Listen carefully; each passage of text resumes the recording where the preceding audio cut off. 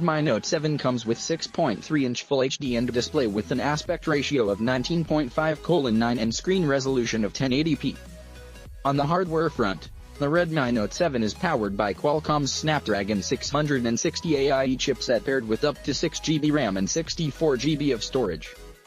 The phone comes backed 4000 mAh battery.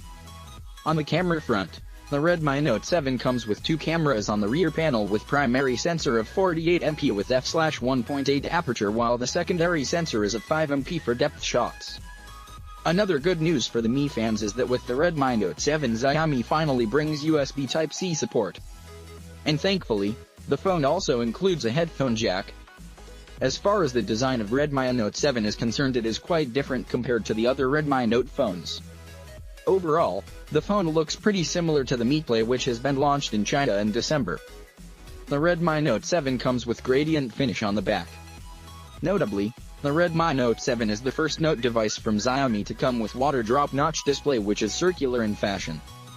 The Redmi Note 7 is the first phone launched under the Redmi brand.